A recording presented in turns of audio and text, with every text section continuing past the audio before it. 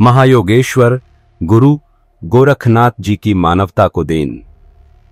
08 नाथ संप्रदाय नामक योग परक आध्यात्मिक संस्था मानव समाज को उनकी एक देन है, जो आज भी यह संगठन जन कल्याण और आत्मोन्नति के योग मार्ग पर अग्रसर है।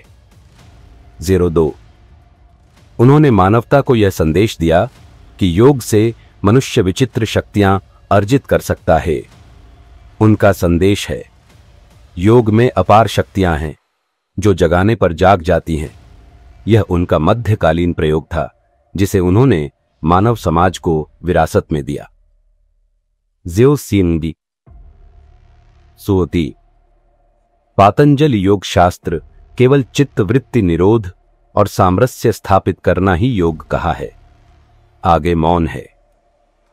गुरु गोरक्षनाथ का हठ योग शैव योग है। इसमें परमात्मा शिव की प्रतिष्ठा है, जो परम तत्व है, परब्रह्म है। इस परम तत्व परमात्मा शिव को योगी अपने काया मंदिर में खोजकर जीवात्मा को परमात्मा से एकाकार कर सकता है। दूसरी ओर भक्त और उपासक परमात्मा शिव की उपासना व भक्ति करके शरीर से बाहर भी परमात्मा के दर्शन प्राप्त कर जीवन मुक्त मोक्षगामी हो सकता है। यह गुरु गोरक्षनाथ की मानव समाज को अद्वितीय देन है। जय श्री जार बौद्ध आत्मा को नहीं मानते, जैन परमात्मा को नहीं मानते, नास्तिक किसी को भी नहीं मानते, पर योग को सभी मानते हैं। सभी भारतीय चिंतन धाराएं योग में विश्राम करती हैं। पुराणवादी, शैव, वैष्णव, बौद्ध, तांत्रिक, जैन आदि सबके अनुसार चरमो नयोगा नति योग में है। अत सभी चिंतन धाराएं योग पारक हुई। गुरु गोरक्षनाथ ने सभी चिंतन धाराओं को इस बिंदु पर एकमत करने का सफल प्रयोग सिद्ध कर दिखाया। यह उनका अन्य चिंतन धाराओं के प्रति सहिष्णुता, समानता और एकता का संदेश था। यह गुरु गोरक्षनाथ की मानवता को महत्वपूर्ण देन है। जो श्रवण कोई दानता गुरु गोरखनाथ सिद्धियों को इतना महत्व नहीं देते थे। वे मस्तिष्क के विकास को सर्वोपरि मानते थे। वे इसे ब्रह्म मिलन का मार्ग मानते थे। उन्होंने कहा, योग केवल शारीरिक व्यायाम नहीं है। योग मन, बुद्धि व शरीर का विकास करने का साधना पथ है। विकसित मन, बुद्धि व शरीर, आत्मा परमात्मा का मिलन बिंदु है। विकसित मस्तिष्क का व्यक्ति सांसारिक कर्म क्षेत्रों में भी चरमोन्नति को प्राप्त कर सकता है। उन्होंने योग का द्वार प्रत्येक व्यक्ति के लिए खोल दिया। अन्य ऐसा कोई धर्म गुरु नहीं हुआ जिसने अपने धर्म के द्वार सभी लोगों के लिए बिना जाति, धर्म, वर्ण आदि भेदभाव के खोल दिया हो। यह उनकी मानवता को बहुत बड़ा ही देन है। 06 गुरु गोरखनाथ ने कहा, मानव जीवन में 3 प्रकार के दुख पाए जाते हैं। भौतिक दुख जैसे गरीब अमीर होना अर्थात आर्थिक दुख। दूसरा दैहिक दुख जैसे शारीरिक अपंगता, बीमारी आदि का दुख। तीसरा अहंकार जननी दुख, ईर्ष्या, लिप्सा, जीत हार, गुटबंदी आदि। आज भौतिक दुख, दैहिक दुखों का तो निवारण खोज निकाला है, पर तीसरा अहंकार जन्य दुख व मानसिकता का दुख चरम पर है।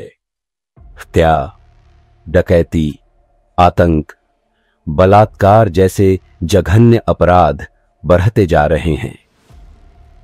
गुरु गोरक्षनाथ का मानव समाज को यह संदेश था कि इस दुहक का उपचार केवल योग है और यह बात पूर्ण सत्य भी है। यह उनकी मानवता को सर्वोत्तम देन है। जो सी गुरु गोरखनाथ जी ने मध्यकाल में योग के बल से प्रकृति पर विजय पाने का सफल प्रयोग किया था। उन्होंने कहा, योग विशुद्ध रूप से मस्तिष्क का विकास है और यह मनुष्य की बहुत बढ़ती शक्ति को सामने लाने में सक्षम है। मस्तिष्क के विकास से ही आज वैज्ञानिकों ने कई ऐसी खोजें की है जिसे प्रकृति पर कुछ क्षेत्रों में विजय मिली है तथा भविष्य में और मिलने वाली है। गुरु गोरक्षनाथ का यह कथन भविष्य के बुद्धिजीवियों और वैज्ञानिकों के लिए एक मध्यकालीन संदेश था। योगी अपने योग बल से आकाश में उद्दीप्त आ सकता है तो वैज्ञानिक वायुयान से उद्दाहिगी सकता है। दोनों ही कार्य विकसित मस्तिष्क का काम है। योग वैयक्तिक और आंतरिक विज्ञान है तो वैज्ञानिक पद्धति भौतिक और बाह्य विज्ञान है। यह मानव भविष्य की पूर्व उद्घोषणा उनकी ही देन है। जियो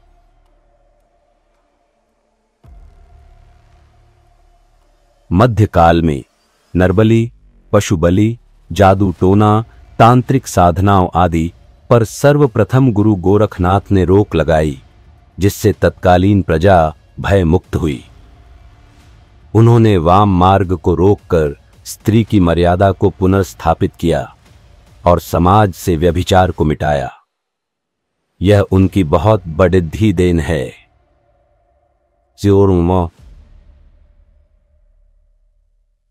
गुरु गोरक्षनाथ जी ने जाति प्रथा के विरुद्ध आवाज उठाई।